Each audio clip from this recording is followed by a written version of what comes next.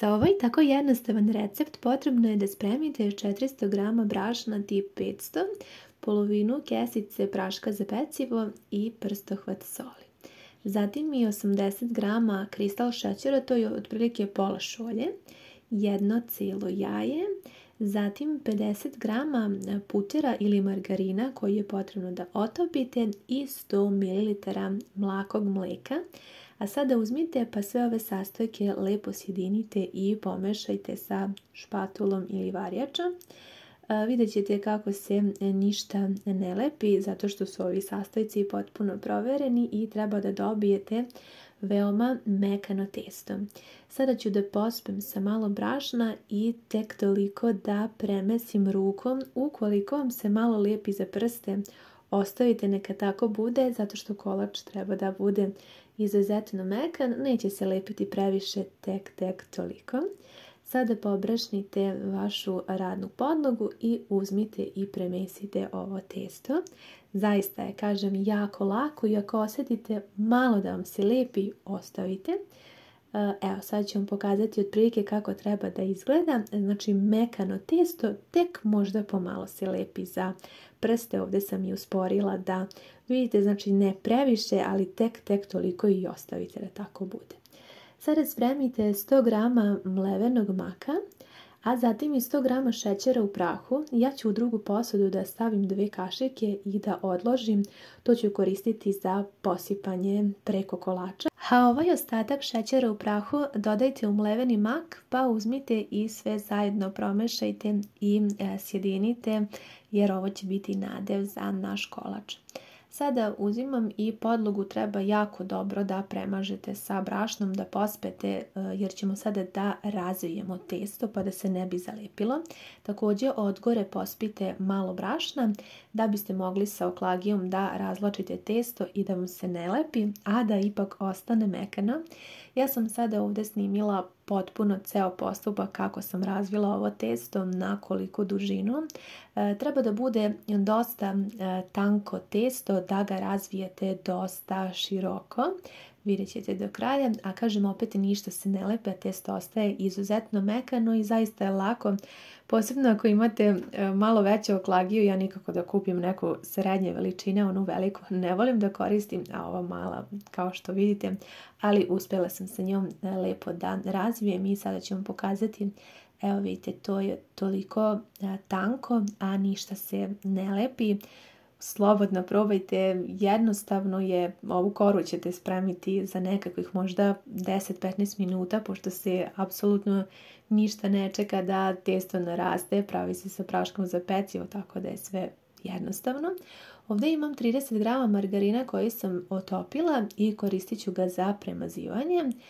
Potrebno je da skroz sada cijelo ovo testo koje ste razvili dobro premažete sa otopljenim puterom ili margarinom, ali nemojte pretjerati, tek toliko da pospete svuda ravnomerno da premažete. Ovo je sada po ukusu, koristim džem od šipurka.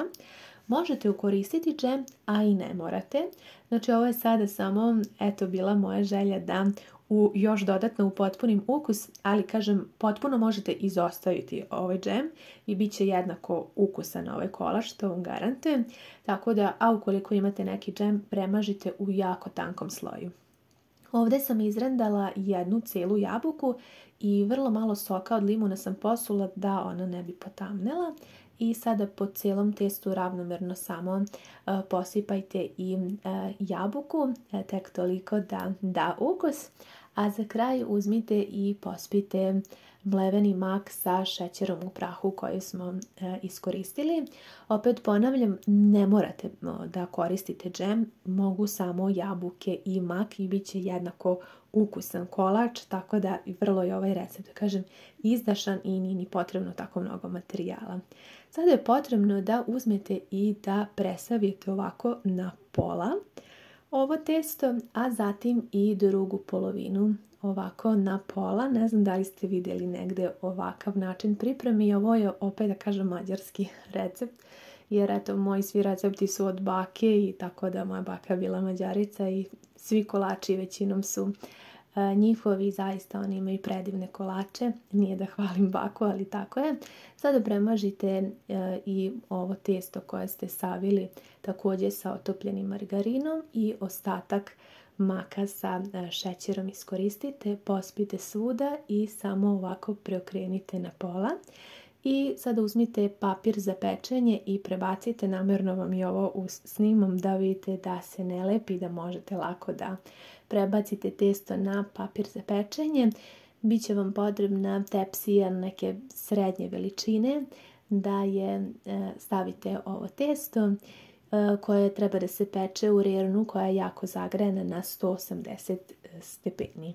Vi svakako pratite vašu rernu, možda će doći do odstupanja u 5 minuta, ali otprilike kada ovako ona porumeni, gotovo je. Pokrijte, ostavite 15 minuta da se prohladi i vidjet ćete kako je testo zaista izuzetno mekano, a recept je poprilično jednostavan i ako niste pravili nikada nešto slično, mislim da slobodno možete da se opustite jer je, kažem, zaista sve lako i prilično brzo, a dobit ćete jako fin i mekan kolač. Nešto poput štrudle, ovo je moja baka zvala mak kocke i sekla je upravo tako na kocke, pa ću i ja. I sad ću vam prikazati koliko je to mekano, znači izuzetno mekano testo. Vremenom postaje sve mekše, ali i sada ovaj trenutak kada ja sečem je toliko mekano da se topi u ustima i prosto vas mami da već probate prvi zalogaj. Kolač je nešto slađi, pa ukoliko vi ne volite da to bude previše slatko, samo jednostavno u fil dodajte malo manje šećera, ali po originalnom receptu tako se pravi i ja sam vam dala baš upravo taj recept da se jako lepo zasladite. Odlično ide uz kafu, uz mlijeko. Nadam se da vam se recept dopao i svakako bih voljela da mi pišete da li ste pravili nešto slično. Ja znam da se ovakve kocke mak prodaju u poslastičarnicama i pekarama, pa eto, ukoliko ste se pitali na koji način se spremaju, veoma lako i jednostavno. Pogledajte vi tu mekoću. Ja sam morala još jedan kadar da snimim da vidite. Zaista topi se ustima i moja jedna velika preporuka da isprobate. Hvala vam mnogo na gledanju i ljubim vas sve puno.